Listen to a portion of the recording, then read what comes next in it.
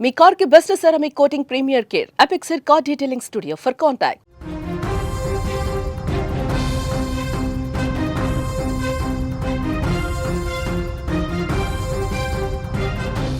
బంధాలు బంధుత్వానికే మచ్చ తెచ్చే దారుణ ఘటన సత్యసాయి జిల్లాలో చోటు చేసుకుంది. వైద్యానికి డబ్బులు ఇవ్వలేదు అన్న కోపంతో కక్షతో కన్నవాళ్లకు కడుపు కోత మిగిల్చాడు ఓ కిరాతకుడు. 4 ఏళ్ల మేనల్లుణ్ణి కిడ్నాప్ చేసి కిరాతకంగా చంపేశాడు. ఈ విషాదకర ఘటన ఎన్పీ కుంట మండలం గౌకనపేటలో జరిగింది. శ్రీ సత్యసాయి జిల్లా గౌకనపేటకు చెందిన గంగాధర్ కుమారుడు హర్షవర్ధన్ బుధవారం ఉదయం కనిపించకుండా పోయాడు, అదృశ్యమైపోయాడు. ఆందోళన చెందిన తల్లిదండ్రులు అదే రోజు ఈవినింగ్ పోలీసులు కంప్లైంట్ ఇచ్చారండి.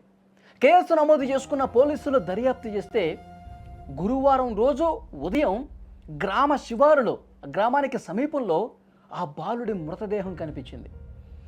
బాలుణ్ణి మేనత్త భర్త అంటే మేనమామ ప్రసాద్ హత్య చేసినట్లుగా పోలీసుల ఇన్వెస్టిగేషన్లో బయటకు వచ్చింది. నిందితుడు ప్రసాద్ కుమారుడు క్యాన్సర్తో బాధపడతా ఉన్నాడు. ఈ చంపినాన ఉన్నాడు కదా మేనమామ, అతని కొడుకు క్యాన్సర్తో బాధపడతా ఉన్నాడంట. ఆయన కుమారుడికి వైద్య ఖర్చుల కోసం బామర్ది గంగాధర్ని డబ్బులు అడిగాడు. ఇట్లా చికిత్సకి డబ్బులు కావాలి, డబ్బులుంటే ఏమన్నా అరేంజ్ చేయి, నేను ఆసుపత్రికి వెళ్ళి అబ్బాయిని చూయించుకోవాలి అని చెప్పేసి అడిగాడు. అతను నా దగ్గర లేవు కదా బావా అని చెప్పి అతను చెప్పాడు, ఉన్న విషయం చెప్పాడు, డబ్బులు లేవని. ఇవ్వలేదన్న కోపంతో కోపం పెంచుకున్నాడు, కక్ష పెంచుకున్నాడు. గంగాధర్ని ఏదో రకంగా ఇబ్బంది పెట్టాలని చెప్పి ఫిక్స్ అయిపోయాడు. గంగాధర్పై కక్ష పెంచుకున్నటువంటి ప్రసాద్ చాలా దారుణంగా ఒక సైకోలాగా బిహేవ్ చేసి ఇంత దారుణాన్ని కొడుకొచ్చాడండి. గంగాధర్ మీద కక్ష పెంచుకున్నటువంటి ప్రసాద్ గంగాధర్ కుమారుణ్ణి చాలా దుర్మార్గంగా చంపేసినటువంటి పరిస్థితి. అంటే కక్ష పెంచుకుంటే, కోపం పెంచుకుంటే ఈ విధంగా కుమారుణ్ణి చంపేస్తాడా, మేనల్లుణ్ణి చంపేస్తాడా? అక్కడ ఉన్న వాళ్ళందరూ కూడా ఈ విషయం తెలిసి షాక్ అయిపోయారు. డబ్బులు అడిగావు, అతని దగ్గర ఉంటే ఇచ్చేవాడు, సరే లేవు, నీకు డబ్బులు ఇవ్వలేదు, ఇంత దుర్మార్గంగా ప్రవర్తిస్తారా? అంటే బంధాలు బంధుత్వాలు అసలు ఏమైపోయినాయి? ఆ ప్రేమ ఏమైపోయింది?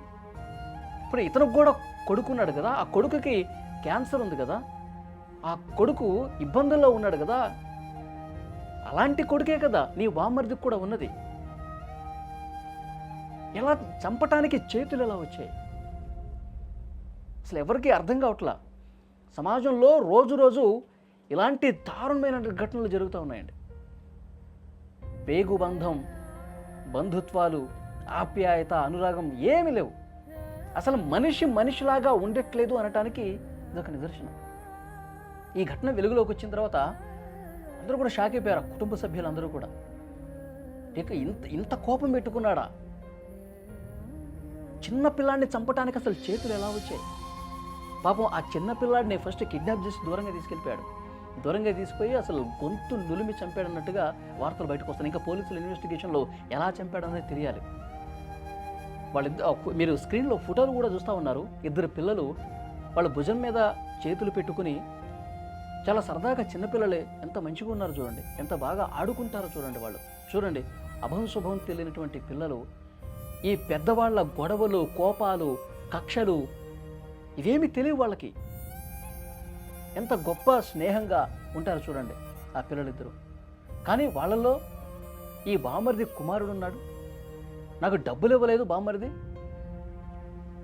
నా కొడుకేమో క్యాన్సర్ ఉంది అని ఒక సైకోలాగా ఆలోచించి, నా కొడుకు ఇబ్బంది ఉంది కాబట్టి వాళ్ళ కొడుకును కూడా ఏదైనా చేయాలి, నా కొడుకు ఆరోగ్యం బాగాలేదు కాబట్టి వాళ్ళు ఎలా ప్రశాంతంగా ఉంటారు, వాళ్ళు ఎలా సంతోషంగా ఉంటారు, నేను డబ్బులు అడిగితే ఇవ్వడా?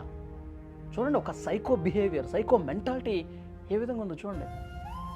చాలా దుర్మార్గంగా కిడ్నాప్ చేసి తీసుకుపోయి 2-3 గంటలు కొంచెం దూరంగా పోయి ఎవరూ రావట్లేదని చూసుకుని ఊరి బయటకు తీసుకుపోయి దుర్మార్గంగా చంపేశాడు. పాపం ఆ చిట్టి ప్రాణం, చిట్టి గుండె ఎంత అల్లాడిపోయి ఉంటుంది చూడండి.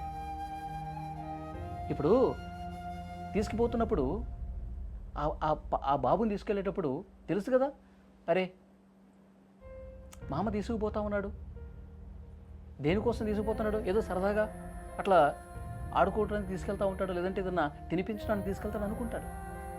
కానీ ఆ బాబుకు తెలియదు చంపేస్తాడని, ఇంత దుర్మార్గమైనటువంటి సైకో మెంటాలిటీతో ఉన్నాడని ఆ బాబుకు తెలియదు కదా.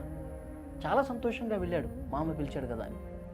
కానీ అక్కడికి వెళ్ళిన తర్వాత చాలా దారుణంగా గొంతు నులిమి చంపేశాడు. కానీ ఆ చిన్న ప్రాణం ఎంత విలువలాడిపోయి ఉంటుంది. ఈ విషయం తెలిసిన వెంటనే గుండెలు బాదుకుంటూ ఆ తల్లిదండ్రులు, కుటుంబ సభ్యులు రోధిస్తూ ఉన్నారు. మన బంధువే ఇంత దుర్మార్గమైనటువంటి ఆలోచన చేశాడా, ఈ విధంగా చంపేశాడు ఆ పిల్లోడిని అని చెప్పి వాళ్ళు ఈ కూలబడిపోయి రోధిస్తూ ఉన్నారు. చాలా బాధాకరమైన విషయం. నిజంగా ఇలాంటి మనుషులను ఏం చేయాలి చెప్పండి? ఇలాంటి సైకో మెంటాలిటీ, ఒక క్రిమినల్ మెంటాలిటీ ఉన్నటువంటి ఇలాంటి వ్యక్తులను ఏం చేయాలి చెప్పండి? కేవలం డబ్బులు ఇవ్వలేదన్న కారణంతో ఈ విధంగా చిన్నపిల్లలను చంపేస్తారా? అసలు వీళ్ళ గురించి, వీళ్ళ మైండ్ సెట్ గురించి, వీళ్ళకి ఎలాంటి శిక్ష పడాలి? ఈ వీడియో చూస్తున్న ప్రతి ఒక్కరు కామెంట్ చేయండి. వాళ్ళు తండ్రి తల్లి ఇద్దరు చెప్తున్నది ప్రకారం, అదేవిధంగా అంగన్వాడీ స్కూల్లో వాళ్ళ అబ్బాయి ఎక్కడ అంగన్వాడీ స్కూల్ వెళ్తున్నారో అంగన్వాడీ స్కూల్లో ఎంక్వైరీ చేయడం అనేది జరిగింది. దాంట్లో ప్రసాద్ అనే వ్యక్తి గత 2 నెలలుగా కూడా అబ్బాయిని ఫాలో చేస్తున్నట్టు, అంటే కంటిన్యూస్గా వెళ్ళి కలవడము, అంటే దాంట్లో ఈ వ్యక్తి ఎవరు, ప్రసాద్ మన ఎవరిని సస్పెక్ట్ చేస్తున్నాం, వాళ్ళు మూర్తిపల్లి కదిరి టౌన్ చెందిన వ్యక్తి. వాళ్ళు రెగ్యులర్గా ఈ గరికిపల్లికి వెళ్ళడము, అక్కడే టైం స్పెండ్ చేయడం అనేది మనకు జరుగుతుంది. దీని వెనక ఏముందని కొన్ని ఎంక్వైరీ తండ్రిని అడుగుతున్నప్పుడు, గంగాధర్ని అడుగుతున్నప్పుడు, ఎవరు హర్షవర్ధన్ అబ్బాయి చిన్నపిల్లలు చనిపోయారో వాళ్ళు తండ్రిని అడుగుతున్నప్పుడు, ఎందుకు ఈ ప్రసాద్ లాగా తిరుగుతున్నట్టు అడుగుతున్నప్పుడు, ప్రసాద్ వాళ్ళు కొడుకుకు కూడా ఆ బ్లడ్ క్యాన్సర్ ఉన్నట్టు, దానికి గంగాధర్ దగ్గర ఫినాన్షియల్ సపోర్ట్ అడిగినట్టు, దానికి మనం ఉన్న వరకు సపోర్ట్ చేశాను, దాని తర్వాత చేయలేకపోయాము, అది కూడా కారణాలుగా ఉన్నట్టు మనకి వాళ్ళు గంగాధర్ ఇన్ఫర్మేషన్ ఇస్తున్నారు. సో ఈ కేసు, ఈ సస్పెక్ట్ ఎవరున్నారో వాళ్ళని కూడా మాక్సిమం ఈ రోజు లోపలికి మనం అదుపులో తీసుకుంటాము. ఇట్లా బడిలో నుంచి పిలిచకొచ్చి సేనగాడి పిలిచవి 2-3 సార్లు తిప్పినాడంట. మళ్ళా పోతానమ్మ చెప్పేసి పోయినాడంట సార్. అంతవరకు తెలుసు సార్ ఆయన పోయినది. మళ్ళీ నేను ఫోన్ చేస్తే ఒకసారి పులుకుంట కాడ అంటాడు, ఒకసారి తలపల్లో ఉన్నాడు అన్నాడు. నేను కదిరిలో నుంచి ఇడికి వచ్చాక ఆయన రాలేదు సార్, ఇక్కడే ఉన్నాడు అన్న. ఎక్కడ ఉన్నాడు? ఈ ఏరియా పులుకుంట కల్లే ఉన్నాడు సార్ ఆయన. నేను కదిరిలో ఫోన్ చేసింటే ఈ నుంచి ఆయనకు భయం ఉంటే రావాలి కదా సార్.